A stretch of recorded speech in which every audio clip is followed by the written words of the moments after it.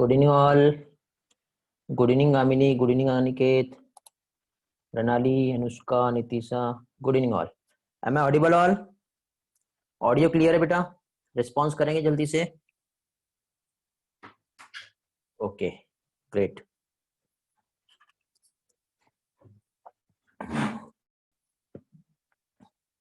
All is clear. Very good.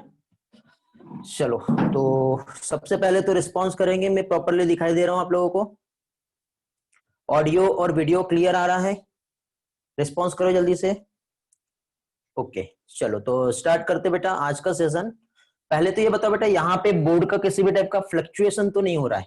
Brightness clear है, light clear है? Response करेंगे.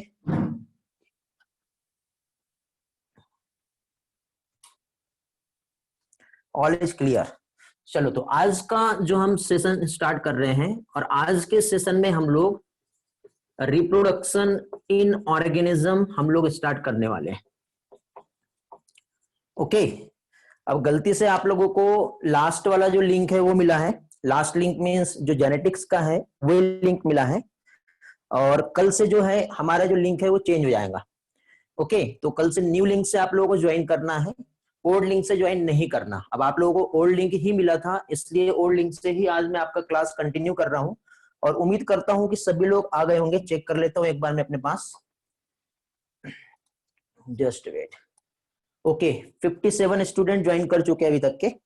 Okay चलो तो देखिए बेटा, आज का जो सेशन हम लोग स्टार्ट कर रहे हैं रिप्रोडक्शन इन ऑर्गेनिजम्स.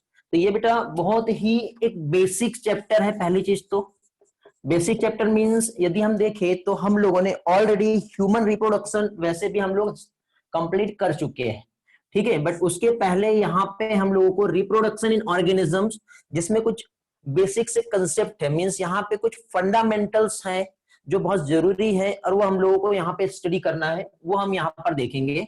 और जनरली नीट में हम लोग यदि देखें तो इसमें एक या फिर दो क्वेश्चंस आते ही है, और वो काफी अच्छे स्कोरिंग क्वेश्चंस रहते हैं, इजीली सॉल्व हो जाते हैं यदि आप लोगों के फंडामेंटल अच्छी तरह से क्लियर है तो. ओके चलो तो विदाउट डिले किए यहाँ पे मेन जो कंसेप्ट है इस चैप्टर का वो हम लोग स्टार्ट करेंगे सबसे पहले.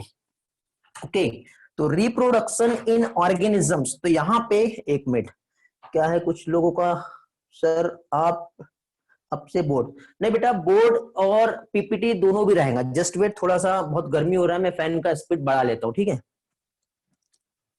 एक मिनट बेटा, आया जस्ट.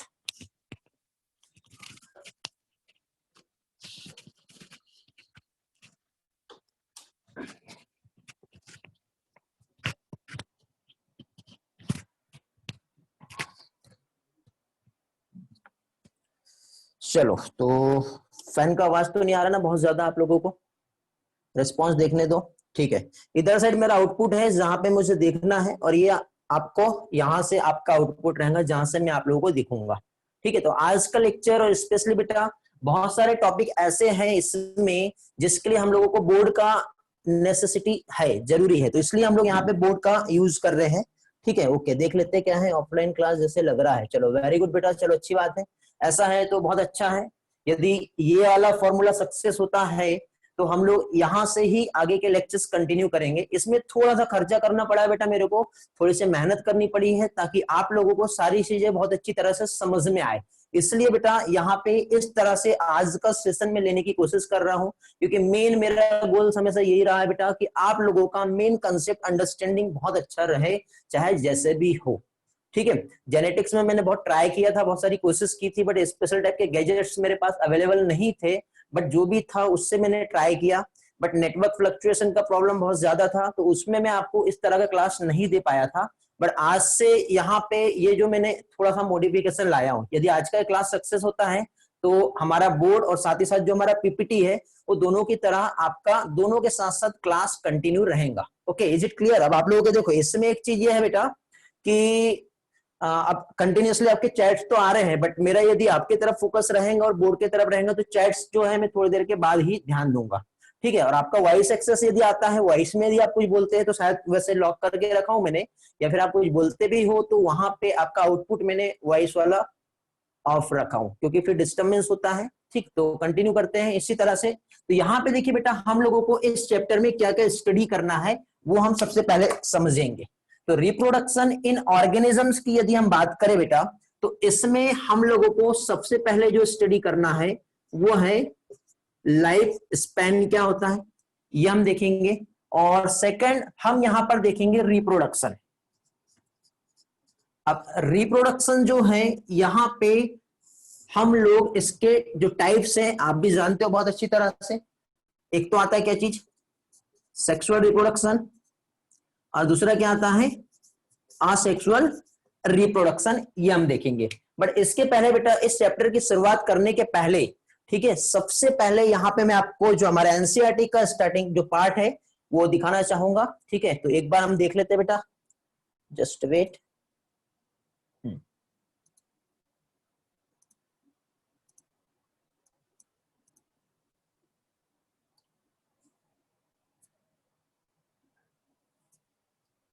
ओके, तो देखिए बेटा, हमारे एनसीईआरटी में स्टार्टिंग में ही, ठीक है, यदि हम देखें तो यहां पे देखिए क्या दिख रहा है बेटा आपको, पंचानन महेश्वरी। पंचानन महेश्वरी की यदि हम बात करें बेटा, तो ये जयपुर राजस्थान में इनका बर्थ हुआ है 1904 में। और 1904 में इनका जो बर्थ हुआ है, तो ये स्पेशली बेटा एम्ब्रियोलॉजी मींस ये बॉटनिस्ट है, और बॉटनी में भी एम्ब्रियोलॉजी पे काफी अच्छा वर्क किए हैं। और ये सिर्फ हमारे इंडिया में ही नहीं, कंप्लीट वर्ल्ड में फेमस है। तो बहुत इनका नाम है बेटा, और बहुत अच्छा वर्क इन्होंने यहाँ पे किए हैं, काफी अच्छा कंट्रीब्यूशन इनका रहा है। ओके, तो थोड़ा सा बेटा ये वाला जो पोर्शन है आप लोगों को यहाँ से स्टडी करना है, ठीक। और फाइनली उसके बाद हम लोग अपने ये वाले जो मेन पोर्शन है यहाँ पर आते हैं बेटा, ठीक, रिएक्शन इन ऑर्गेनिजम्स, जिसमें मैं आप लोगों को थोड़ी देर पहले ही बता रहा था कि क्या क्या हम लोग यहाँ पे स्टडी करना है। तो सबसे पहले बेटा हम लोग लाइफ स्पेन क्या है ये हम देखेंगे। तो लाइफ स्पेन की यदि बात करें बेटा, तो लाइफ स्पेन मींस क्या होता है। तो पहली चीज तो बेटा, कोई भी ऑर्गेनिजम्स इस दुनिया में आया है, ठीक है, मींस उसका क्या हुआ है, बर्थ हुआ है। तो अब श्री कृष्ण जी भी यही कहते हैं कि किसी भी ऑर्गेनिजम्स का जब जन्म हुआ है, ओके, किसी भी ऑर्गेनिजम्स का जब बर्थ हुआ है तो उसका डेथ भी होना पॉसिबल है, जानते हो इस बात को आप भी। ओके, तो बर्थ हुआ है तो ऑब्वियसली उसका डेथ भी होगा। तो अभी देखिए बेटा, डेथ में दो टाइप की डेथ होती है। एक तो यहाँ पे जो डेथ आएगा नेचुरल डेथ होती है, और एक डेथ जो आता है वो आता है एक्सीडेंटल डेथ। ठीक है, तो यहाँ पे देखिए एक पीरियड, एक ऐसा पीरियड जिसमें बर्थ से लेकर के नेचुरल डेथ के बीच का जो इंटरवल जो होता है ये कहलाता है लाइफ स्पैन। ठीक है, लाइफ स्पैन का डेफिनेशन समझ में आया। ये चीज हमारे एनसीईआरटी में भी इसी तरह से एक्सप्लेन किया है। देखिए बेटा, यहाँ पे आप देख रहे होंगे हमारे इस एनसीईआरटी में जो डेटा यहाँ पे प्रोवाइड किया है, ये वाला जो पैराग्राफ है इसमें आप लोग देख पा रहे हो क्या चीज, period from birth to natural death of an organism represent its life span. Okay, clear हुआ। अब यहाँ पे लाइफ स्पैन पे यदि हम आते हैं बेटा, तो लाइफ स्पैन की यदि हम बात करें तो इसमें एक एग्जांपल मैं आपको बता रहा हूं। एक एग्जांपल मे फ्लाई जो है, ठीक है, क्या आप जानते हो मे फ्लाई का लाइफ स्पैन कितना है? Hello, yes, no, okay, very good. किसका आंसर आया? Colours, very good. Mayfly जो है इसका लाइफ स्पैन जो होता है बेटा 24 आवर्स का होता है। वेरी गुड बेटा, कलर्स, बहुत अच्छी बात है। श्रुतिका का भी सेम आंसर आया है। तो 24 आवर्स में बेटा मींस एक दिन में ये अपना लाइफ साइकिल कंप्लीटली पूरा कर लेता है।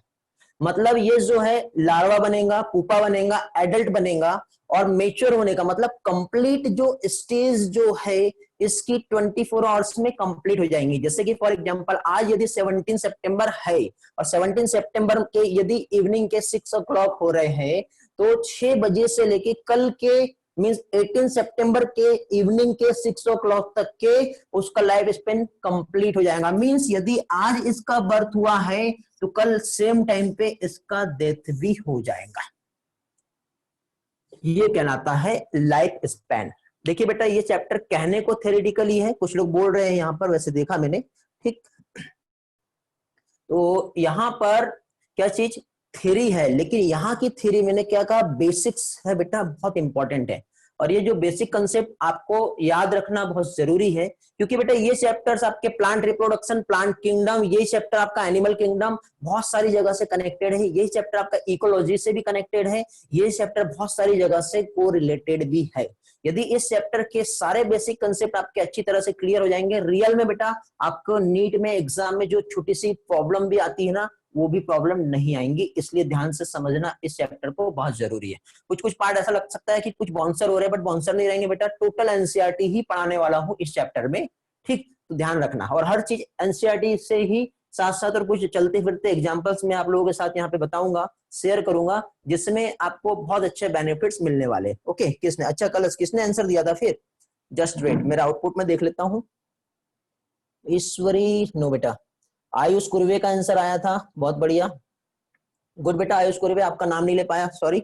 हाँ चलो, तो अब देखिए बेटा, ये तो हम लोगों ने मे फ्लाई का एग्जाम्पल देख लिए, जिसमें बर्थ से लेके डेथ तक के एग्जाम्पल जो होता है, जो क्या कहलाता है, लाइफ स्पैन कहलाता है।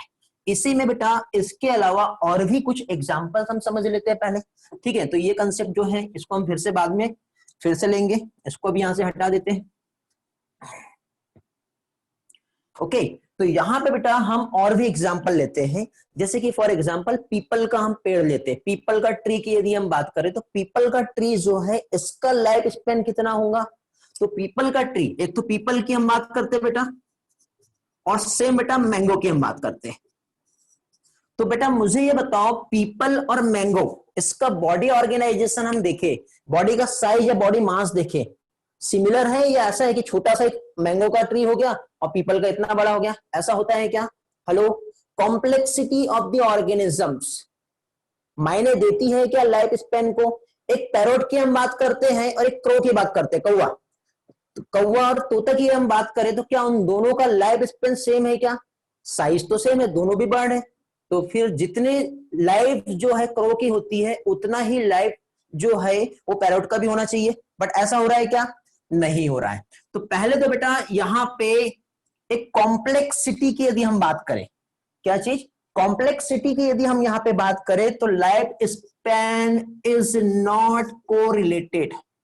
क्या बता रहा हूं मैं यहां पे? Life span is not correlated, क्या चीज? With size and complexity of organization. क्या चीज? With size and complexity of organism. Okay, अब देखिए बेटा, यहां पे हम बोर्ड क्लास देख रहे हैं, तो मैं जब साइड में होऊंगा तो उस टाइम पे आप लोग स्क्रीनशॉट लेते रहना। वैसे मैं बता दूंगा, जब भी एक कंप्लीट एक पार्ट हो जाएगा तो उतना आप स्क्रीनशॉट ले लोगे तो आपको स्टडी के लिए और रिवीजन के लिए ज्यादा अच्छा रहेगा। लेकिन स्क्रीनशॉट के बाद नोट्स खुद के बनाना जरूरी है, क्योंकि खुद के नोट्स रहेंगे, नीट के एग्जाम में रिवीजन करने के लिए और याद रखने में हेल्प मिलेगी। ओके, तो यहां पे मैं आपको क्या बता रहा हूं बेटा, लाइफ स्पेन की बात करें तो एक ऑर्गेनिजम्स का साइज की हम बात कर सकते हैं, या उसी ऑर्गेनिजम्स की हम क्या चीज, कॉम्प्लेक्सिटी की बात कर सकते हैं। जैसे कि फॉर एग्जांपल हम क्रो की बात कर सकते हैं, या फिर फॉर एग्जांपल हम पैरोट की बात कर सकते हैं, ठीक है। तो अब देखो बेटा, ये दोनों भी बर्ड है, साइज भी सिमिलर है, कॉम्प्लेक्सिटी भी सिमिलर है, बट यहां पे क्रो की हम बात करें तो क्रो का जो लाइफ स्पेन जो होता है वो कितना होगा? 15 ईयर्स रहेगा। और यही चीज हम पैरोट की यदि हम बात करें तो पैरोट जो है 140 ईयर्स जो है लाइफ साइकिल है इसकी। मींस यदि हम देखें तो क्रो और पैरोट जब सेम साइज सेम कॉम्प्लेक्सिटी है तो दोनों का लाइफ स्पेन सेम होना चाहिए, बट ऐसा है क्या? नहीं है। यही चीज हम पीपल और मैंगो की बात करें बेटा, तो मैंगो का लाइफ स्पेन ओनली 200 ईयर्स होता है, और पीपल जो है बेटा 2000 से लेके 2500 ईयर्स तक के इसका लाइफ स्पेन है। समझ में आ रहा है कितना जी सकता है? बट ये दोनों ट्री, इसका बॉडी ऑर्गेनाइजेशन हम देखे या इसका कॉम्प्लेक्सिटी देखे तो दोनों तो सिमिलर आ रहा है ना। तो हमेशा याद रखना कि लाइफ स्पेन जो है, ये क्वेश्चन भी आता है बेटा एग्जाम में, याद रखना ये क्वेश्चन एग्जाम में आता है। ओके, यहां तक क्लियर हो गया बेटा? रिस्पॉन्स करेंगे जल्दी से, फिर आगे बढ़ते हैं। कुछ कुछ एग्जांपल्स के साथ में ले रहा हूं, बाकी हम अपना एनसीईआरटी वाला डेटा लेंगे और सारी चीजें क्लियर करेंगे। ओके चलो, सभी का रिस्पॉन्स तो मुझे पॉजिटिव ही दिख रहा है, कोई प्रॉब्लम नहीं है यहाँ पर। चलो वेरी गुड। ऐसा कोई है बेटा किसी के चैट यदि आए होंगे और मैं देख नहीं पाया होगा? हाँ, स्क्रीनशॉट लेना है, जल्दी से स्क्रीनशॉट ले लो बेटा, जल्दी से आगे बढ़ते हैं फिर।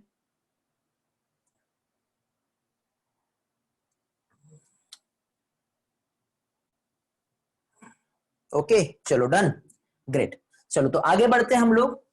अभी हम लोगों ने लाइफ स्पैन क्या होता है ये समझे। अब यही लाइफ स्पैन की हम बात करें तो अब हमारे एनसीईआरटी में कुछ डेटा दिया हुआ है, ठीक है। तो टाइम वेस्ट ना हो उसके लिए हम एक काम करते हैं, उस डेटा को डायरेक्टली एनसीईआरटी से ही देख लेते हैं, ज्यादा इजी जाएगा, ठीक है। चलो तो एनसीईआरटी में बेटा जो डेटा दिया है उस पे आते हैं और वहीं से सारी चीजें जो है हम समझेंगे पहले। तो देखिए बेटा, पहला तो ये फर्स्ट पेज में और भी कुछ चीजें मुझे डिस्कस करना है, थोड़ी देर के बाद मैं डिस्कस करूंगा, बट यहाँ पे वन बाय वन जो लाइफ साइकिल जो दी हुई है वो हम देखेंगे यहाँ पर। तो लाइफ साइकिल की यदि हम बात करें बेटा तो सबसे पहले, और नोट करते चलना बेटा, ठीक है। सबसे पहले यहाँ पे एलिफेंट दिया है और एलिफेंट का लाइफ साइकिल यहाँ पे नहीं बताया है। तो एलिफेंट जो है बेटा 60 से लेके 90 ईयर्स तक के जो है ये सरवाइव करता है, ठीक है। कितना? 60 टू 90 ईयर्स। रोज यहाँ पे दिया हुआ है, रोज का लाइफ स्पेन जो होता है 5 टू 7 ईयर्स होता है, ठीक। कितना है बेटा रोज का? 5 टू 7 ईयर्स। डॉग का भी यहाँ पे नहीं दिया है। डॉग जो होता है इसका लाइफ स्पेन जो है 25 से लेके 30 ईयर्स तक के जो है इसका लाइफ स्पेन होता है, ठीक। इसके बाद बटरफ्लाई जो है ये आप जानते हो, बटरफ्लाई ऑलरेडी दिया हुआ है, 1 से लेके 2 वीक जो है बटरफ्लाई का लाइफ स्पेन हो गया। क्रो थोड़ी देर पहले मैंने बताया था आप लोगों को, क्रो का लाइफ स्पेन कितना हो गया बेटा? क्रो का लाइफ स्पेन जो हो गया 60 टू 70 ईयर्स हो गया, ओके। इसके बाद आगे आते हैं हम लोग, डॉग मैंने बता दिया हूं आप लोगों को, क्लियर हो गया यहां तक के सारी चीजें, ओके। 60 to 70 year. शुभम क्या बता रहे हो आप? क्रो जो है 15 ईयर्स है। अब मे भी आपके चैट को देखते हो गलत पढ़ लिया। 60 टू 90 वैष्णवी खड़ से क्या किसका बता रहे हो? 60 टू 90 देखिए, हाँ 60 टू 90 जो है एलिफेंट है, रोज 5 टू 7 है, डॉग 25 टू 30 है। बनाना ट्री यहाँ पे दिख रहा है हम लोगों को, बनाना ट्री का लाइफ स्पेन जो होता है 25 ईयर्स होता है, ये नोट करेंगे बेटा। अच्छा एलिफेंट का बताए थे, चलो ठीक। बनाना ट्री का 25 ईयर्स है।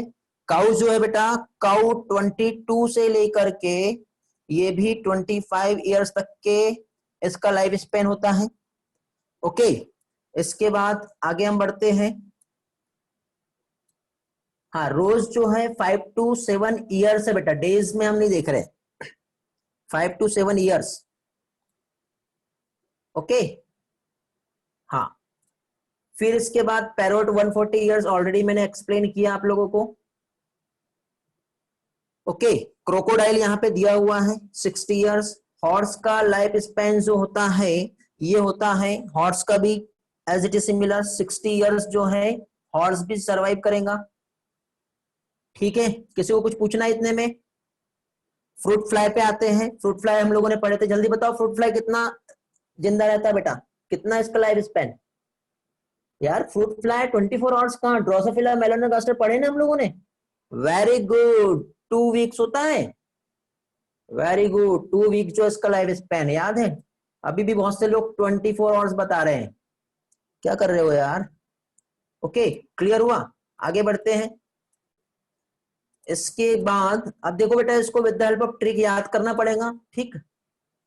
हॉर्स का जो है 60 ईयर्स है। और किसी को कुछ पूछना है? ईश्वरी फ्लाई में कंफ्यूज हो गया, कोई बात नहीं बेटा चलेगा। राइस प्लांट जो है बेटा 3 से लेके 4 मंथ, ठीक है। मंथ में हम देख रहे हैं 3 टू 4 मंथ जो है राइस, ओके समझ गए। टर्टीज जो है 100 टू 150 ईयर्स। और बनियान ट्री जो होता है ये होता है बेटा 200 से लेकर के 300 ईयर्स तक है बेटा। पहले डेटा तो आपको मालूम होना चाहिए ना, तभी तो आपको ट्रिक समझ में आएंगी। अभी सिर्फ डेटा वाला पार्ट याद करो, ट्रिक बताता हूं मैं बाद में, ओके। ट्रिक बनाना पड़ेगा, बनाया नहीं हूं मैंने अभी, पर बनाऊंगा और आपको याद भी करवाऊंगा। सबसे पहले रियलिटी जो डेटा है वो तो हमारा क्लियर हो जाए, ठीक है बेटा। हेलो क्लियर हुआ? किसी को पूछना कुछ? रिद्धि को हॉर्स का कितना है ये पूछना चाह रही है, बता देता हूं बेटा। हॉर्स जो है 60 ईयर्स जो है लाइफ स्पेन होता है, ओके, वेरी गुड। और किसी के कुछ क्वेश्चन है?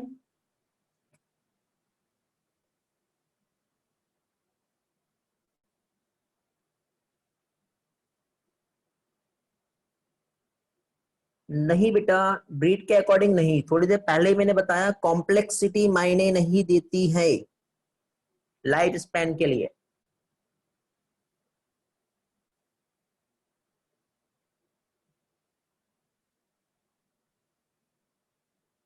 ओके, वेरी गुड, बहुत बढ़िया। चलो तो आगे बढ़ते हैं इसी तरह से।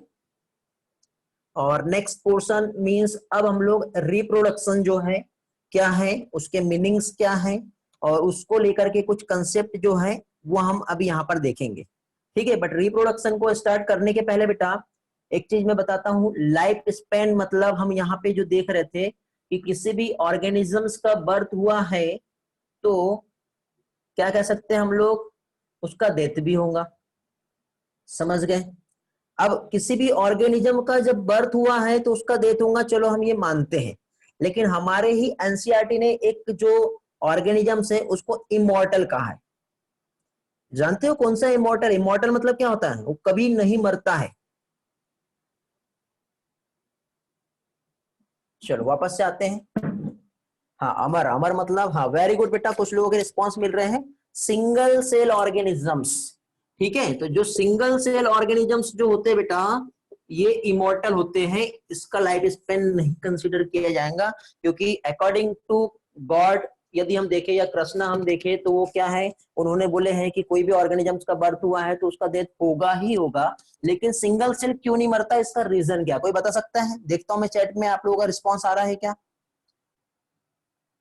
रिद्धि का आंसर है सिंगल सेल है, ईश्वरी है, वैष्णवी है, कलश है। बेटा मैं, मुझे रीजन चाहिए, I want reason why cells क्यों डेथ नहीं होती है। ठीक है, मैं एक काम करता हूं, आपको वॉइस में एक्सेस दे रहा हूं, कोई भी वॉइस में एक्सेस मतलब आंसर करेंगे। ये लो, अनम्यूट करो और आंसर दो बेटा जल्दी से। हाँ यार, सभी हेलो लोग सर। अनम्यूट नहीं करना है, जिसे आंसर देना है सिर्फ वही अनम्यूट करेंगे और आंसर देंगे। जस्ट वेट, एक मिनट एक मिनट, मुझे वॉइस स्पीकर ऑन करने दो।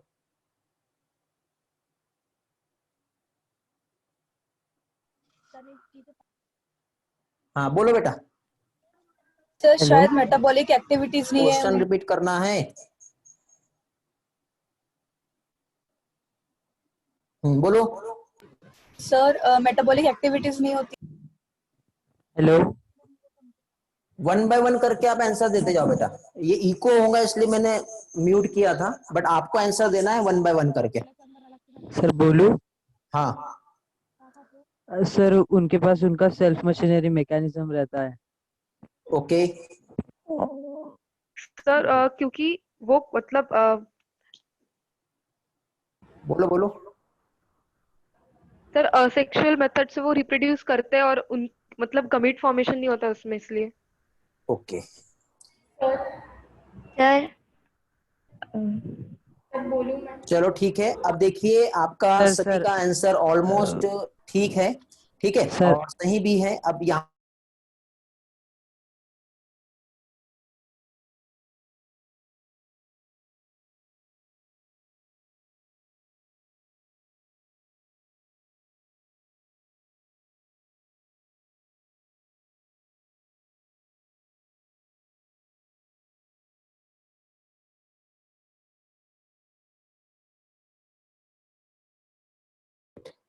हाँ, अभी आवाज आ रहा है ना मेरा?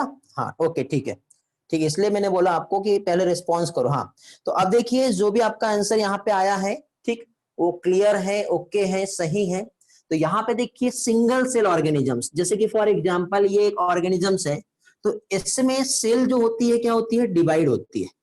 सेल डिवाइड हो रही है मीन, सबसे पहले जैसे हम अमीबा की ही बात कर ले तो सबसे पहले क्या होगा, इसमें सबसे पहले तो ग्रोथ होगा। सेल क्या कर रहा है, ग्रो कर रहा है।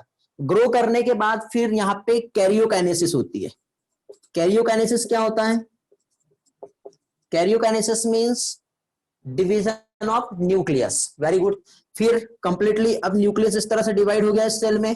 न्यूक्लियस डिवाइड होने के बाद फिर क्या होता है, साइटोकाइनेसिस होगा। साइटोकाइनेसिस मींस क्या होगा, डिवीजन ऑफ साइटोप्लाज्मिक डिवीजन हो गया, और इस तरह से one parental cell to daughter cell में डिवाइड हो गया। ये आगे चल के हम बाइनरी फिजन जो है रिप्रोडक्शन के टाइप्स असेक्सुअल रिप्रोडक्शन वहां पे भी हम लोग देखने वाले हैं। ठीक है, तो अब देखिए यहाँ पे ये जो डिवीजन हुआ तो उसमें पेरेंट का डेथ हुआ क्या? नहीं, वो एक पेरेंट था, जब वो बूढ़ा हो गया तो बूढ़ा होने के बाद उसने अपने आप को डिवाइड कर लिया, तो एक पेरेंट टू डॉटर सेल्स में डिवाइड हो गई, तो डेथ हुई क्या? नहीं। तो यूनिसेलुलर ऑर्गेनिजम्स कभी भी इसका डेथ नहीं होता। और यही पार्ट हमारे एनसीईआरटी ने देख लो, एनसीईआरटी में कहा क्या दिया हुआ है ये भी समझा देता हूं। ओके, देखिए ये यहाँ पे क्या दिया हुआ है, यहाँ पे no individual is immortal except single cell organisms. दिखाई दे रहा है ना बेटा आप लोगों को? हाईलाइट किया हूं मैंने, ये देखो रेड कलर मार्क। तो यहाँ पे सिर्फ सिंगल सेल ऑर्गेनिजम्स को छोड़ के बाकी कोई भी इमॉर्टल नहीं है। चलो वापस से आते हैं हम लोग, आगे का पोर्शन यहाँ पे देखेंगे। तो यहाँ पे लाइफ स्पैन क्या होता है, इससे रिलेटेड सारे कंसेप्ट हम लोगों ने यहाँ पे समझ लिए। अब फाइनली रिप्रोडक्शन इन ऑर्गेनिजम्स जो हम यहाँ पे चैप्टर स्टडी कर रहे हैं, तो रिप्रोडक्शन क्या होता है वो अब हम लोग यहाँ पे समझेंगे। ठीक है, तो क्या चीज, अब हम लोग यहाँ पे रिप्रोडक्शन जो है इस पार्ट को समझेंगे। रिप्रोडक्शन का डेफिनेशन क्या होता है, मैं अलग अलग कलर पेन हाथ में रख लेता हूं ताकि प्रॉब्लम ना हो।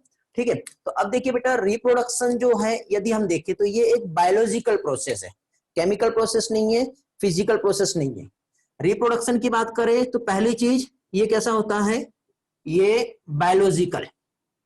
ठीक है, क्या कहेंगे हम इसे, बायोलॉजिकल प्रोसेस है।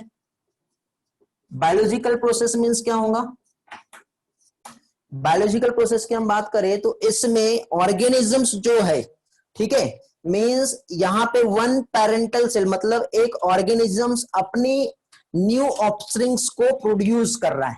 तो नंबर वन यहां पे ये आ गया। अब ऑर्गेनिजम्स जो है यदि हम देखें तो organisms give rise to, simple term में देखते बेटा, ऑफस्प्रिंग्स। ठीक है, ऑर्गेनिजम्स क्या कर रहा है बेटा, अपने ऑफस्प्रिंग्स बना रहा है, बट वो कैसे हैं, सिमिलर है अपने पेरेंट्स के। ठीक है, तो यहां पे क्या चीज, सिमिलर इटसेल्फ, यही हमारे एनसीईआरटी का डेफिनेशन है, बट थोड़ा सा मॉडिफाई करके मैं आपको समझा रहा हूं क्योंकि रटना नहीं है। मैंने पहले कहा एनसीईआरटी जिसने रटा उसके साथ प्रॉब्लम होंगी, जिसने एनसीईआरटी को समझा फाइनल एग्जाम में उसको किसी भी टाइप का प्रॉब्लम नहीं होने वाला है।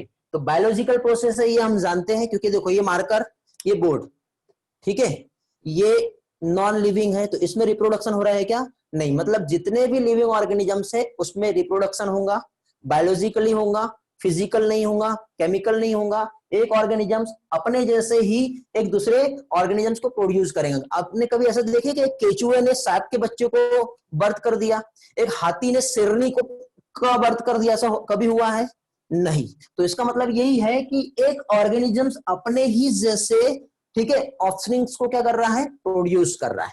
ठीक है, समझ में आ गया। अब ये क्यों, it is essential, it is essential. क्यों इसेंशियल है बताओ, चलो बताएंगे जल्दी से किस चीज के लिए इसेंशियल है। क्योंकि देखिए बेटा, यदि ऑर्गेनिजम्स को अपना एग्जिस्टेंस बनाए रखना है और उसने अपनी न्यू ऑफस्प्रिंग्स को प्रोड्यूस ही नहीं किया तो उसका कोई एग्जिस्टेंस बचेगा क्या, नहीं। तो सर्वाइवल और लाइफ को मेंटेन करने के लिए ये बहुत ही ज्यादा इसेंशियल होता है। ठीक है, मुझे बताएंगे, ग्रीन कलर आप लोगों को दिखाई दे रहा है, very good. Adaptation and evolution की यदि हम बात करें तो यहाँ पे ये इसेंशियल होता है। तो इसेंशियल फॉर सर्वाइवल, सबसे फर्स्ट पॉइंट ये आएगा। ग्रीन कलर दिखाई दे रहा है बेटा आप लोगों को, कोई प्रॉब्लम नहीं है ना, ओके। यदि प्रॉब्लम होगा तो ग्रीन कलर राइट नहीं करूंगा, दिख रहा है, चलो ठीक। एक तो यहां पे ये हो गया, उसके बाद क्या आ जाएगा बेटा, मेंटेनेंस, ओके, क्या चीज, मेंटेनेंस ऑफ स्पीसीज। ओके, तो यहां पे देखिए बार बार मैं एक ही चीज को रिवाइज इसलिए करा रहा हूं ताकि आपको क्लास में ही सारी चीजें याद हो जाए, क्योंकि मैं समझ सकता हूं आप लोगों का इतना ट्रबल कर रहे हो, इतना आपके साथ हैक्ट्रिक हो रहा है, ठीक है, बट डोंट वरी, ये सोचो कि अभी हमें हर चीज क्लास में ही याद हो जाएंगी। ठीक है, क्या क्या देख लिया हमने, एक बार रिवाइज कर ले शॉर्ट में। लाइफ स्पैन हमने पढ़े, पैरोट का लाइफ स्पैन देखे, उसी के साथ क्रो का देखे। इसमें हमने क्या समझे, कॉम्प्लेक्सिटी या फिर साइज जो है वो मायने नहीं देता है। पीपल का हमने देखे, मैंगो का देखे, राइस या फ्लाई, वो बाकी एग्जाम्पल भी हम लोगों ने देखे। राइस का 3 to 4 मंथ होता है, ठीक। तो अब यहाँ पे लाइफ स्पेन जो है उसी के साथ साथ यदि बर्थ हुआ तो डेथ होंगी, लेकिन यूनिसेलुलर ऑर्गेनिजम्स इमोर्टल होते हैं, इनका डेथ नहीं होता है। रीजन भी मैंने आपको बताया, क्योंकि एक सिंगल ऑर्गेनिजम्स जब उसको बूढ़ा हो जाता है तो अपने 2 डॉटर सेल्स को प्रोड्यूस कर लेता है, ठीक है। उसके बाद यहाँ पे रिप्रोडक्शन का हम डेफिनेशन देख रहे हैं, तो रिप्रोडक्शन में हम लोग क्या देख रहे हैं, बायोलॉजिकल प्रोसेस है, ठीक। उसी के साथ साथ यहाँ पे ऑर्गेनिजम्स अपने जैसे ही न्यू ऑर्गेनिजम्स को प्रोड्यूस कर रहा है, सिमिलर एग्जैक्ट। क्यों जरूरी है, क्योंकि बेटा उसे सर्वाइव करना है, अपने लाइफ को मेंटेन करना है, तो जरूरी है। और साथ ही साथ यहाँ पे ट्रांसफर होते हैं, क्या चीज बेटा, transfer of parental characters into offsprings. क्योंकि ऐसा नहीं है कि एक नया ऑर्गेनिजम्स बना तो नए तरीके से बनेगा, ऐसा नहीं होता है। न्यू ऑर्गेनिजम्स फॉर्म भी हो रहा है तो वहां पे क्या हो रहा है बताओ, अपने पेरेंटल कैरेक्टर्स जो है उसके ऑफस्प्रिंग्स में ट्रांसफर होते हैं। तो यहां पे involve the transfer, involve transfer of क्या हो रहा है बताओ, यहां पे कैरेक्टर्स, कैरेक्टर फ्रॉम क्या कह सकते हैं बेटा, वन जनरेशन, अब यहां पे उतना स्पेस नहीं है, टू नेक्स्ट। ओके, ये इतना बेटा एक इंपॉर्टेंट है, ठीक है। वेरी गुड, आपके भी रिस्पॉन्स इसी तरह से मिल रहे हैं। तो वन जनरेशन से अनदर जनरेशन में क्या होते हैं, कैरेक्टरिस्टिक्स ट्रांसफर होते हैं। थोड़ा सा एनसीईआरटी में देखते हैं, किसी को स्क्रीनशॉट लेना तो जल्दी से ले लो। आगे में आपको एनसीईआरटी का डेटा जो है एक बार एक्सप्लेन करता हूं, उसके बाद बेटा हम बेसिक जो फीचर्स है वो हम देखेंगे। ओके, हो गया, चलो तो आगे बढ़ते हैं। देखो हमारे एनसीईआरटी में इसी पार्ट को यहां पे जो एक्सप्लेन किया है,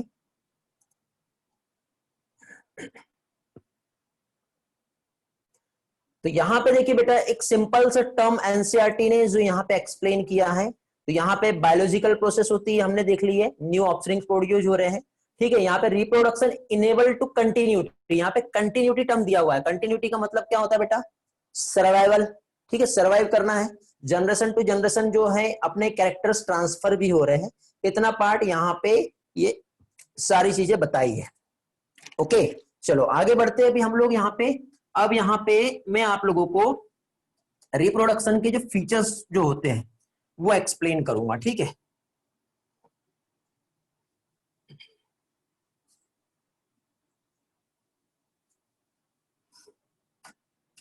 ओके, 7:30 हो जाएंगे तो मुझे रिमाइंड कराना, एक थोड़ा अर्जेंट काम है मुझे, ठीक है।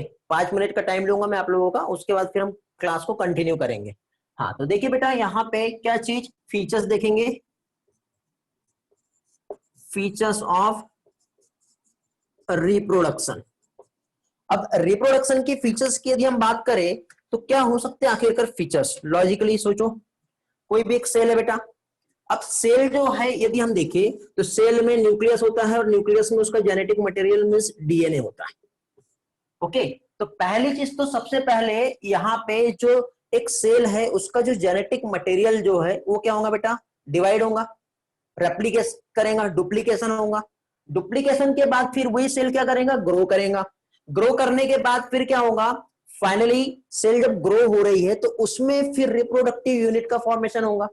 रिप्रोडक्टिव यूनिट का फॉर्मेशन होने के बाद उसी रिप्रोडक्टिव यूनिट से क्या होगा, न्यू ऑर्गेनिजम्स, न्यू इंडिविजुअल्स का फॉर्मेशन भी होगा। यही बेटा रिप्रोडक्शन के बेसिक फीचर्स होते हैं। तो वही पॉइंट्स हम यहाँ पे देख लेते हैं। नंबर 1 क्या आ रहा है, डीएनए का रेप्लिकेशन होगा, ठीक है। नंबर वाइज लिख देते हैं।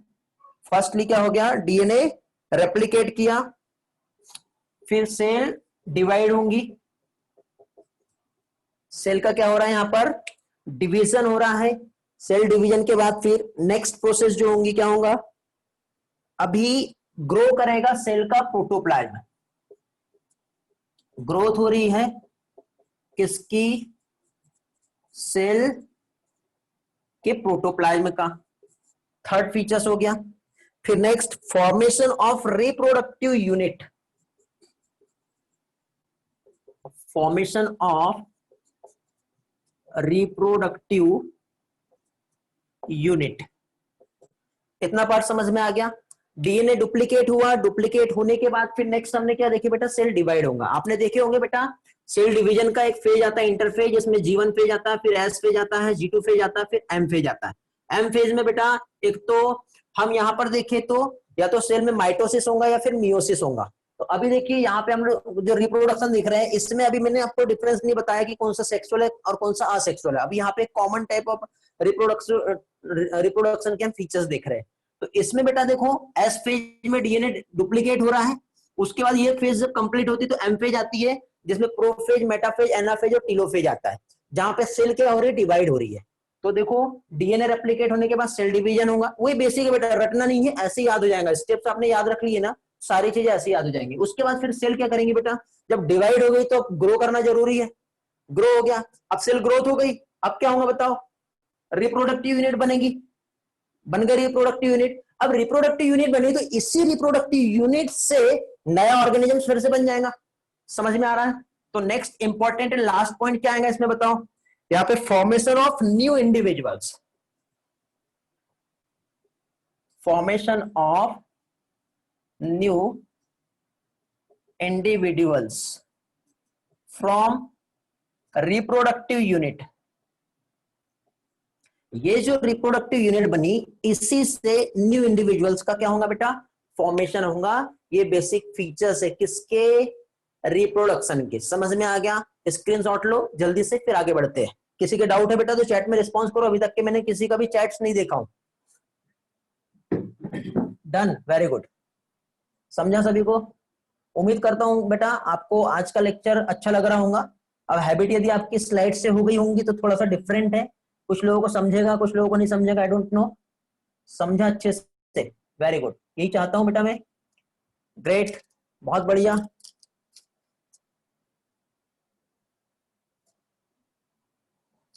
समझा, अच्छे से समझा।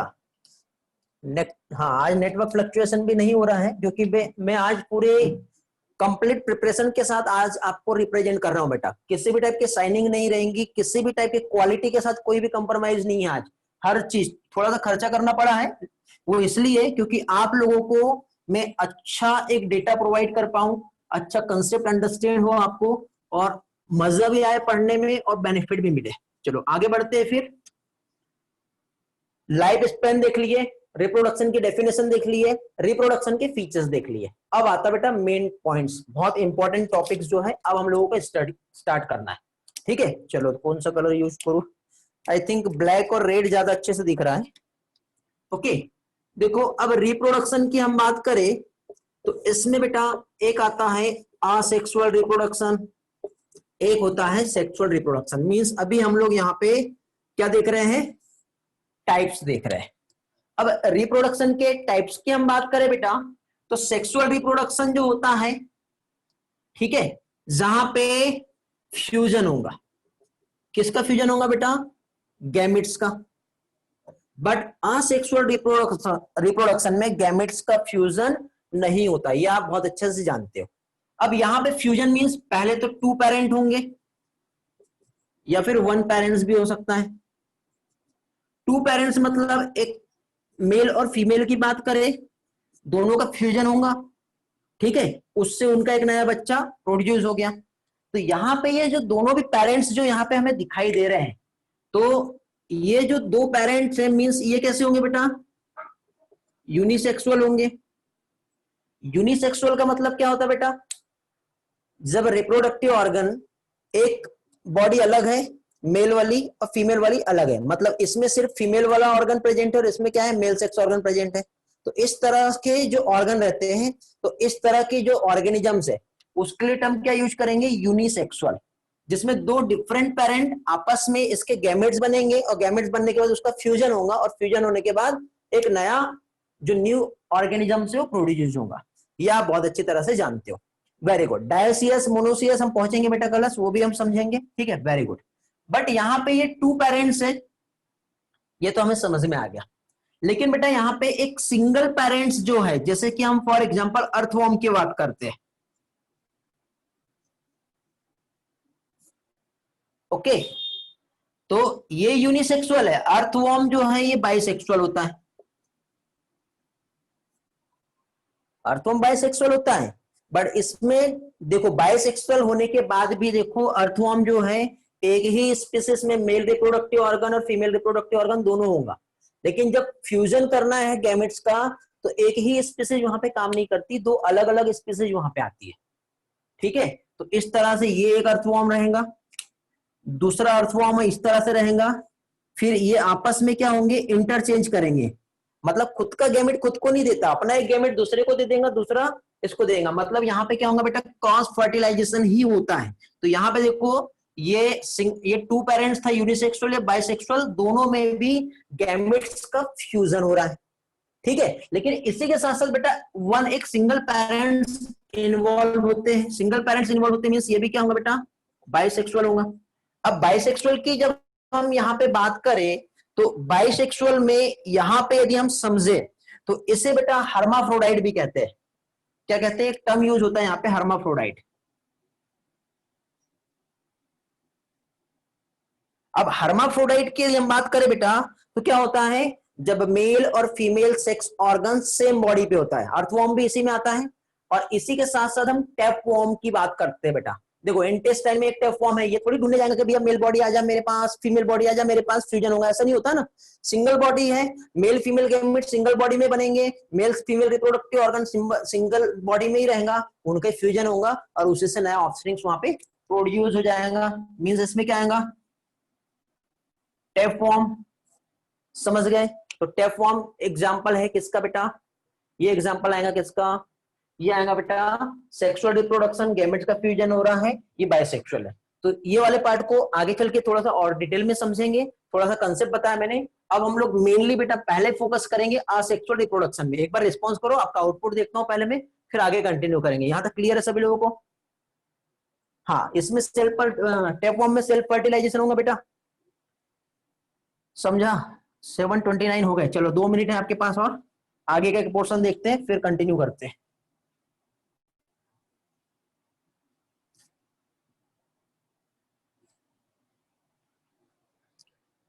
ओके, तो अभी देखिए यहाँ पे किसी का कुछ डाउट है कि अर्थवर्म भी,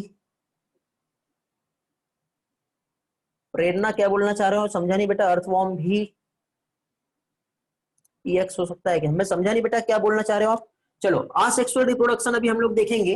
असेक्सुअल रिप्रोडक्शन की यदि बात करें बेटा तो पहली चीज तो असेक्सुअल रिप्रोडक्शन में गैमेट्स नहीं बनता है, गैमेट्स असेक्सुअल रिप्रोडक्शन में नहीं बनता है। ठीक है, या फिर फ्यूजन ऑफ गैमेट्स यहाँ पे नहीं होता है, लेकिन इसमें भी एक्सेप्शन है बेटा। असेक्सुअल रिप्रोडक्शन में ऐसा कौन सा प्रोसेस है जहां पे गैमेट्स बनता है और गैमेट्स के बनने के बाद एक नया वहां पे ऑर्गेनिज्म बनता है? जल्दी से रिस्पॉन्स करो, हमने पढ़े ये, जल्दी से बता दो बेटा।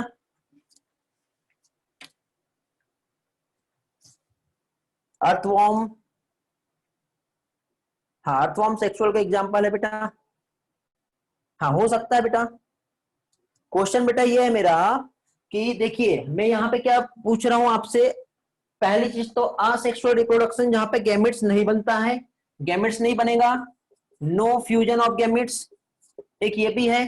इसके पहले का स्क्रीनशॉट ले लिए थे ना आपने, नहीं लिए होंगे तो फिर मैं कुछ नहीं कर सकता। ठीक है, फ्यूजन ऑफ गैमेट्स नहीं होता यहाँ पे। तो अब मुझे बताओ बेटा, एक ऐसी प्रोसेस यहाँ पे होती है जो असेक्सुअल रिप्रोडक्शन का ही टाइप है और जहां पे गैमेट्स बनते हैं, गैमेट्स का फॉर्मेशन होता है, क्योंकि जनरली तो बनता नहीं है, लेकिन इसमें एक एक्सेप्शन है। आएगा किसी का आंसर? फ्यूजन नहीं बोल रहा हूं बेटा। हाँ 7:31 हो गए, एक काम करो, मुझे सिर्फ पहले 2 मिनट का टाइम दो, यदि आ गया तो ठीक है, नहीं तो फिर मैं 5 मिनट तो भी लूंगा आपसे। ठीक है, मतलब इसका मतलब ये नहीं कि क्लास छोड़ के आप भाग जाओ, थोड़ी देर रुको। ठीक है बेटा, मैं रिकॉर्डिंग पॉज कर लेता हूं पहले।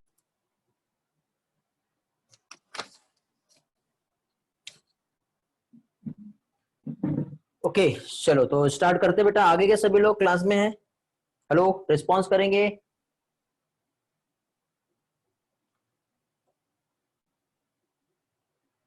ओके चलो वेरी गुड।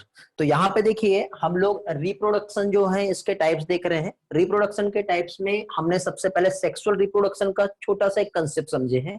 फाइनली अभी हमें थोड़ा सा एक्स्ट्रा का जो पोर्शन है, जो कि हमारे एनसीईआरटी में सबसे पहले असेक्सुअल रिप्रोडक्शन को समझाया है, तो वो हम सबसे पहले देखेंगे।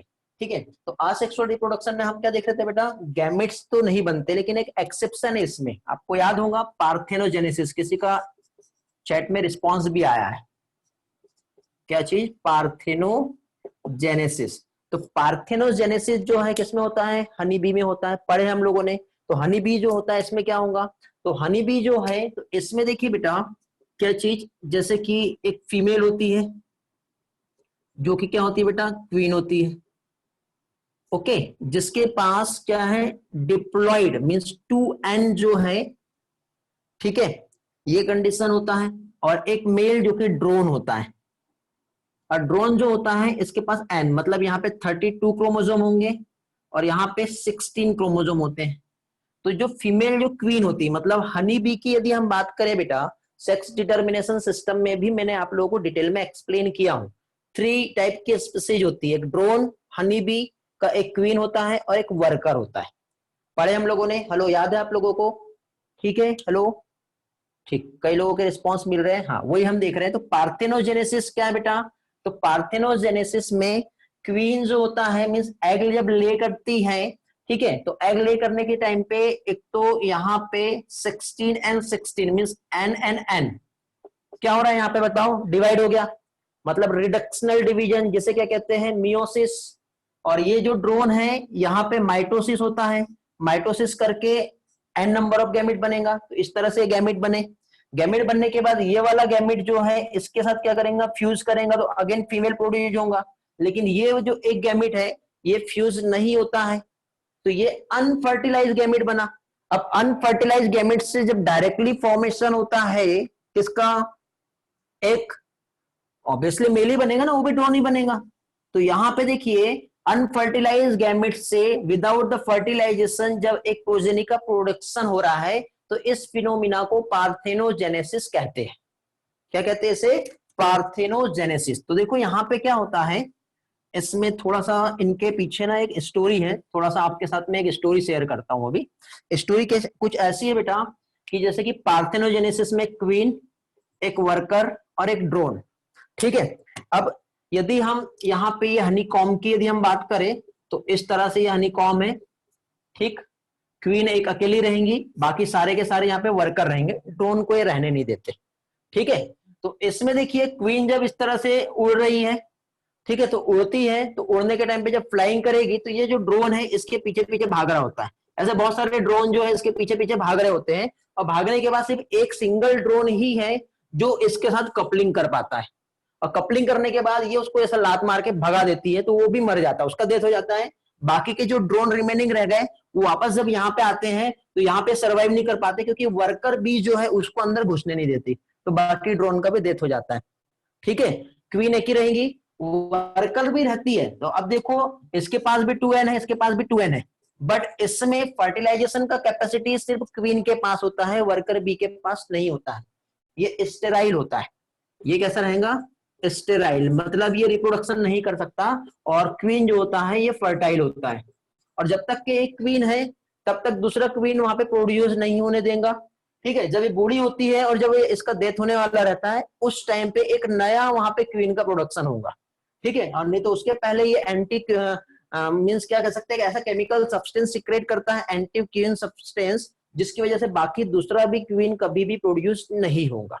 तो इस तरह से यहाँ पे प्रोडक्शन होता है, समझ गए। तो अब देखो ये जो 2n है इससे जब गैमेट्स बनेंगे मींस मियोसिस होगा, मियोसिस होने के टाइम पे क्या होगा? n and n means 16 and 16 gametes बने। ये एक गैमेट जो मेल ड्रोन जो रहता है वो उसके साथ फ्यूज होगा तो फीमेल बनती है, और एक जो रहता है, ठीक है, कौन सा वाला ड्रोन बेटा? वही एक जो मेल ड्रोन था जो फर्टिलाइजर अपना स्पर्म जो है उस बी के पास छोड़ा, वही वाला। उसके बाद वो भी नहीं बचा, वो भी नहीं पड़ गया है, समझे।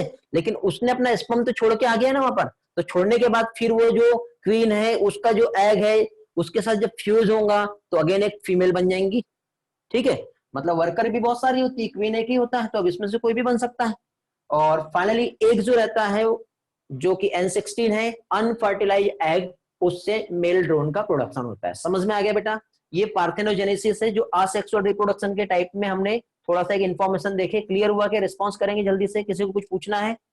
आगे बढ़े, ये वाला पार्ट क्लियर हुआ। तो अभी थोड़ा सा असेक्सुअल रिप्रोडक्शन से रिलेटेड कुछ इंपॉर्टेंट पॉइंट्स है बेटा, वो अभी हम यहाँ पे समझने की कोशिश करेंगे, ठीक है।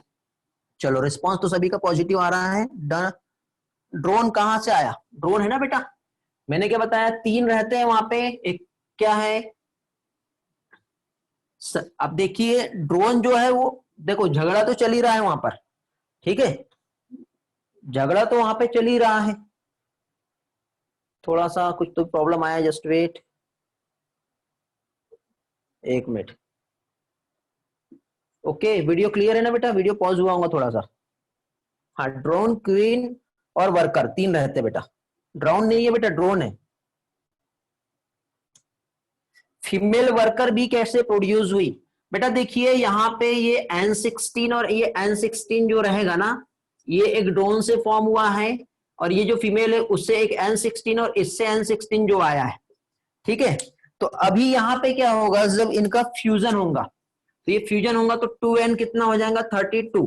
अब 2n 32 जो हो रहेगा तो ये जनरली यहाँ पे वर्कर बी ही बनेंगी, ठीक है, समझे, क्योंकि ऑलरेडी एक क्वीन यहाँ पे प्रेजेंट है। ये इसको यदि यहाँ पे गलती से एक क्वीन प्रोड्यूस भी होती है तो ये उसको मार देगा, इसका कुछ ना कुछ केमिकल सब्सटेंस जो उसको मार देगा। ये विदाउट द फर्टिलाइजेशन क्या होगा, N16 ही बनेगा, जो कि यहाँ पे मेल बन रहा है, ठीक है। तो इस फिनोमिना को पार्थेनोजेनेसिस कहते हैं। ये वाला पार्ट पार्थेनोजेनेसिस रहेगा, ये वाला नहीं रहेगा, समझे, विदाउट द फर्टिलाइजेशन। और किसी का डाउट है कुछ? नो, आगे बढ़े, और कुछ पूछना किसी को? चलो बहुत बढ़िया।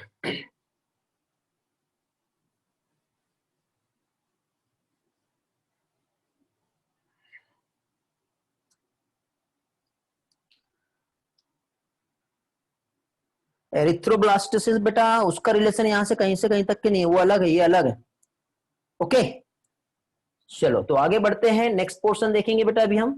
तो इसके बाद जो नेक्स्ट हमारा जो आ रहा है, हम असेक्सुअल रिप्रोडक्शन को थोड़े से और भी एक्स्ट्रा के पॉइंट्स के साथ समझेंगे अभी, ठीक है। चलो, तो अभी देखिए बेटा, यहाँ पे असेक्सुअल रिप्रोडक्शन हम देख रहे हैं। अब असेक्सुअल रिप्रोडक्शन के कुछ पॉइंट्स देखेंगे बेटा। पहली चीज तो फर्स्ट, गैमेट्स नहीं बनते, मतलब गैमेट्स बन भी सकते हैं और नहीं भी बन सकते, ऐसा एनसीईआरटी ने एक स्टेटमेंट दिया है। कभी भी गैमेट का फ्यूजन नहीं होता है, ठीक है, समझे। यहाँ पे फ्यूजन नहीं होता, क्या होता है, फिजन होता है। फिजन मतलब डिवाइड हो रहे हैं, एक पेरेंटल सेल 2 डॉटर सेल में डिवाइड होती है, तो फ्यूजन नहीं हो रहा, फिजन होता है यहाँ पर, याद रखना। उसके बाद देखिए, जब 2 गैमेट आपस में आके मिक्स नहीं होंगे तो क्रॉसिंग ओवर होगा क्या? नहीं। जेनेटिक रिकॉम्बिनेशन नहीं होगा। एक्सचेंज ऑफ जेनेटिक मटेरियल नहीं होगा। जब नहीं होगा तो ये प्रोसेस कॉम्प्लिकेटेड है क्या? नहीं। तो स्पीड क्या रहेगा? फास्ट रहेगा। सेक्सुअल रिप्रोडक्शन में देखो, गैमेट को बनाना है, उसको फ्यूज करना है, फर्टिलाइज करना है, जायगोट बनाना है, प्रोसेस बहुत लेंथी हो गई। तो फास्ट जो प्रोसेस रहेंगी वो किसका रहेगा? असेक्सुअल रिप्रोडक्शन का रहेगा। एकदम सिंपल है बेटा, स्टेप बाय स्टेप हमें समझना है। तो फास्ट इसलिए देखो, जैसे बनाना की हम बात करें तो बनाना को हम सेक्सुअल रिप्रोडक्शन के थ्रू प्रोड्यूस कर सकते हैं, बट बहुत लंबा टाइम लगेगा। तो हम क्या करते हैं, बनाना को असेक्सुअली ग्रो कराते हैं, और असेक्सुअली ग्रो कराएंगे तो कम टाइम पे हमको लार्ज नंबर ऑफ प्रोजेनी मिल जाएंगी, समझे। तो फास्टर भी रहता है और नंबर ऑफ प्रोजेनी जो हमको ज्यादा मिल जाती है। तो इस तरह से असेक्सुअल रिप्रोडक्शन के बहुत सारे बेनिफिट्स है। वेरिएशन नहीं आएंगे इसमें, इवोल्यूशन नहीं होगा। तो ये सारे बेटा असेक्सुअल रिप्रोडक्शन के कुछ टाइप्स हैं, कुछ पॉइंट्स है जो इंपॉर्टेंट है। मैं यहाँ पे जो भी समझाया, एक एक पार्ट अगेन मैं यहाँ पे आपको समझा दे रहा हूँ, नोट कर दे रहा हूँ, ताकि आप लोग सारी चीजें याद रहे। तो पहली चीज तो क्या है, यहाँ पे asexual reproduction, it involve single parents, ठीक है। पॉइंट नंबर 1 क्या रहेगा बेटा, यहाँ पे सिंगल पेरेंट्स ही इन्वॉल्व रहेगा, 2 पेरेंट्स यहाँ पर इन्वॉल्व नहीं होगा, समझ में आया। सेकेंड पॉइंट बेटा, गैमेट मे और मे नॉट फॉर्म, ठीक है। क्या चीज, गैमेट्स जो है मे और मे नॉट फॉर्म। क्यों? क्योंकि हम लोगों ने बेटा एक तो पार्थेनोजेनेसिस पढ़े हैं, इसलिए हम यहाँ पे मे कह रहे हैं, बट जनरली यहाँ पे फॉर्म नहीं होता। कलर्स का हैंड रेज हो रहा है बेटा, कुछ पूछना है बेटा? चैट में कुछ रिस्पॉन्स आया है क्या? आपका हैंड रेज दिख रहा है कलर्स? यदि किसी को कुछ डाउट रहे ना तो आप हैंड रेज कर देना, ठीक है, मुझे इमीडिएटली आपके आउटपुट में दिख जाएगा। अनम्यूट करना है, जस्ट वेट बेटा, हैंड रेज करो फिर से।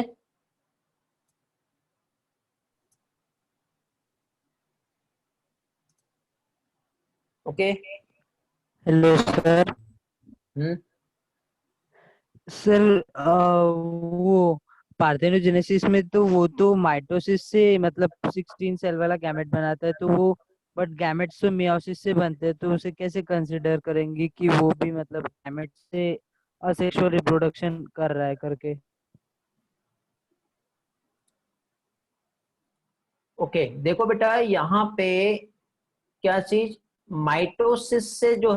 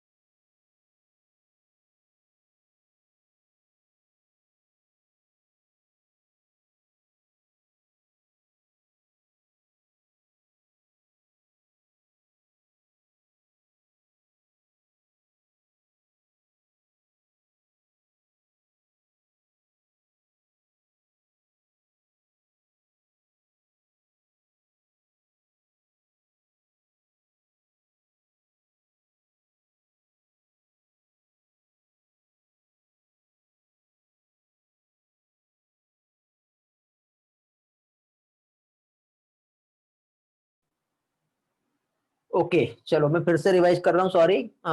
अभी समझ में आया मुझे, माइक ऑफ हो गया था इसलिए, क्या वो वॉइस एक्सेस में नहीं दे रहा हूँ, ज्यादातर क्वेश्चन ना चैट में ही पूछो, ठीक है। इसलिए क्योंकि वो क्या इको आने लग जाता है, डबल आवाज मिक्सिंग होती है, ठीक है। अभी ओके है ना, वॉइस ठीक है ना, आ रहा है ना आवाज अभी, हेलो? हाँ ठीक। देखिए मैं फिर से रिवाइज कर दे रहा हूँ, क्या बताया यहाँ पे मैंने, ये बताया बेटा कि देखो ये जो है बेटा ये फीमेल है, ठीक है, कलर चेंज कर लेते हैं, ये फीमेल है, और फीमेल के पास बेटा डिप्लॉइड कंडीशन होती है, क्रोमोजोम जो है 2n की कंडीशन में रहते हैं, कितने 32।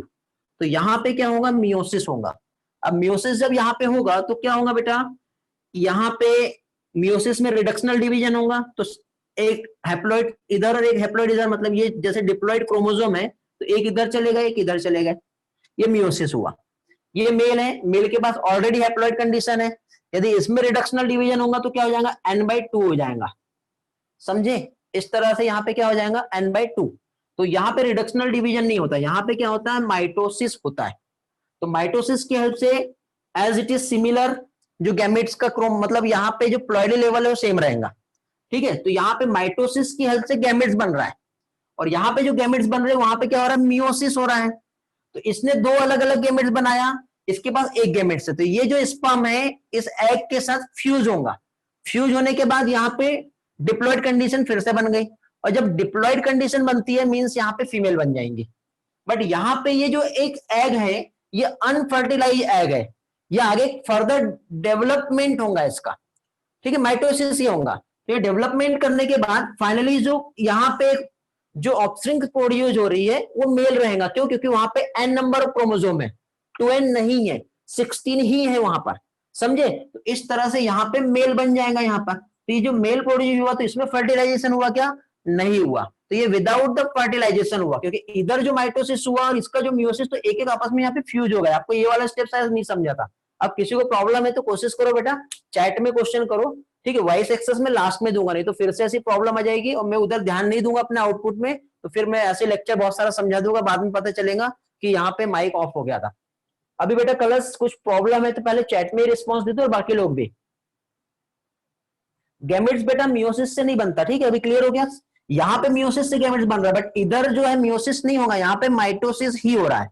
रिद्धि बेटा कुछ डाउट है, क्लियर हो गया, ठीक है। प्लीज साइड सर, अच्छा स्क्रीनशॉट लेना, हाँ स्क्रीनशॉट ले लो बेटे जल्दी से।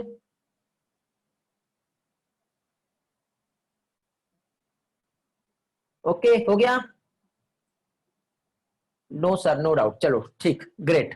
चलो तो आगे बढ़ते हैं अभी। तो ये हो गया हमारा क्या चीज बेटा, ये हनी बी में एक्चुअली क्या, ये पार्ट भी हम आगे चल के और भी समझेंगे। हनी बी में बेटा थोड़े से टाइप्स भी है, पार्थेनोजेनेसिस के 3 टाइप्स है, ठीक है। क्योंकि देखिए यहाँ पे ऐसा भी हो सकता है कि मतलब सिर्फ पार्थेनोजेनेसिस नहीं, यहाँ पे हम लोग इसके टाइप्स देखेंगे। मतलब फर्टिलाइज हुआ तो मेल भी बन सकता है, नहीं हुआ तो फीमेल भी बन सकती है, इसके टाइप्स है, वो आगे चल के मैं बताऊंगा, ठीक है। अभी जनरल से कंसेप्ट देखो। पहली चीज तो असेक्सुअल रिप्रोडक्शन के कुछ इंपॉर्टेंट पॉइंट्स जो है बेटा वो हम देखते हैं, क्योंकि इन पॉइंट्स पे एग्जाम में क्वेश्चंस आ सकते हैं, ठीक है। तो पहली चीज तो इसमें बेटा सिंगल पेरेंट्स इन्वॉल्व रहेगा। गैमेट्स या तो बन सकते हैं या फिर नहीं बन सकते, 2 चीज हो गई, क्लियर हो गया दोनों पॉइंट्स। आगे इसके बाद एक बार पहले आउटपुट में देखने दो, कोई डाउट है क्या, नहीं है, चलो ठीक। नेक्स्ट पॉइंट यहां पे आता है बेटा, कभी भी गैमेटिक फ्यूजन जो है, गैमेटिक फ्यूजन होगा क्या बेटा, नहीं होगा। गैमेटिक फ्यूजन यहां पर कभी भी नहीं होगा, गैमेटिक फ्यूजन नेवर अकर्स। फिर इसके बाद जब गैमेटिक फ्यूजन नहीं हो रहा है तो अब मुझे बता, क्रॉसिंग ओवर होगा क्या, नहीं, no crossing over, no exchange of genetic material, no recombination, no variation, no evolution, ठीक है। तो सिंपल टर्म में लिख देता हूं मैं यहाँ पे, no crossing over, crossing over नहीं होगा means no exchange of genetic material, genetic material exchange नहीं होगा तो यहाँ पे क्या होगा बेटा बताओ, वेरिएशन आएगा क्या, नहीं, कोई भी वेरिएशंस इसमें देखने को नहीं मिलेगा।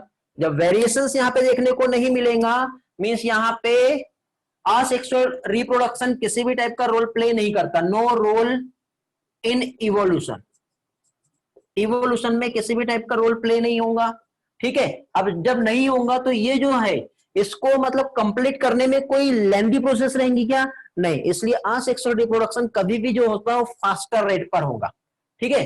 कैसे होगा बेटा, फास्टर रेट पर जो है कभी भी असेक्सुअल रिप्रोडक्शन देखने को मिलेगा, ठीक है। इसमें एक प्रोसेस होता है मींस फॉर्मेशन होता है किस चीज का, क्लोन का, formation of clone.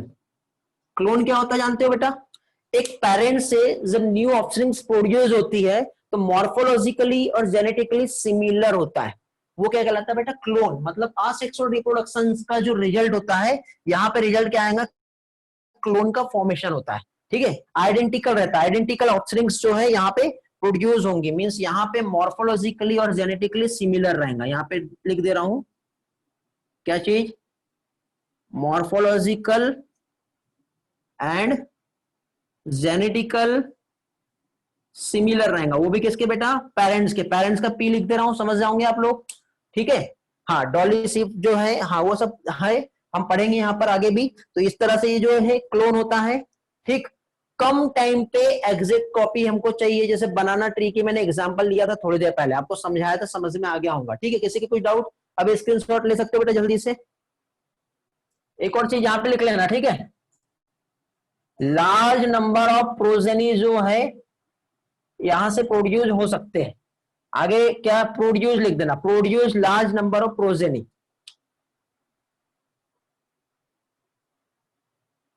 Asexual reproduction का बेनिफिट बेटा देखो, असेक्सुअल रिप्रोडक्शन आप बोल रहे हैं कि सर वेरिएशन नहीं आ रहे तो बेनिफिट कैसा, तो बेनिफिट यही है बेटा, बनाना खाना है हमको, ठीक है। सेक्सुअल रिप्रोडक्शन उससे बनाएंगे तो प्रोजेनी भी कम आएंगे और लेंथी प्रोसेस रहेगा, तो कम टाइम पे हमको चाहिए, तो फिर वहां पे हमें वेजिटेटिव प्रोपोगेशन होता है, प्लांट टिश्यू कल्चर होता है, तो वहां पे हम कहां पे यूज कर रहे हैं, समझे। ओके, और किसी का कोई डाउट है, आर्यन बेटा क्लियर हुआ, ठीक है, स्क्रीनशॉट ले लो, आगे बढ़ते फिर। ये हम लोगों ने असेक्सुअल रिप्रोडक्शन के कुछ इंपॉर्टेंट पॉइंट्स देखे। ओके, साइड हो गया ना, मैं ऑल क्लियर, वेरी गुड, चलो बहुत बढ़िया।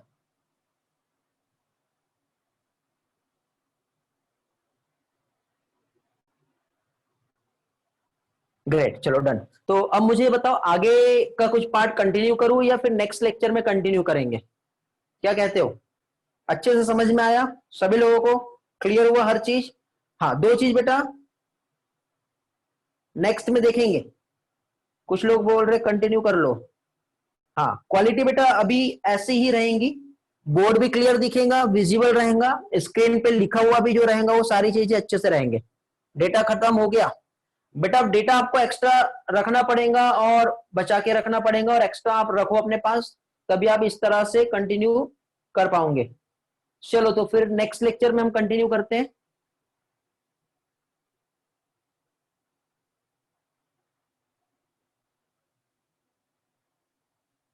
कल भी ऐसे ही पढ़ना है? चलो ठीक है, कल भी ऐसे ही पढ़ेंगे। बेटर अंडरस्टैंडिंग हुई? ओके चलो ठीक है बेटा।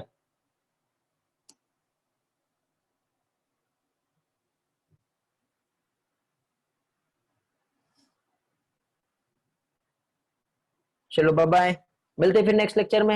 एंड करते हैं आज की क्लास।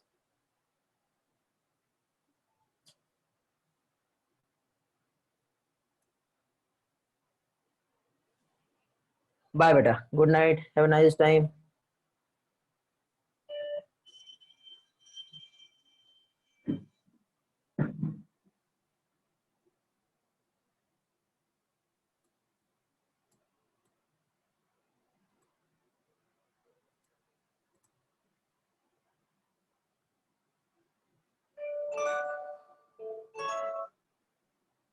बाय बेटा रुतिका।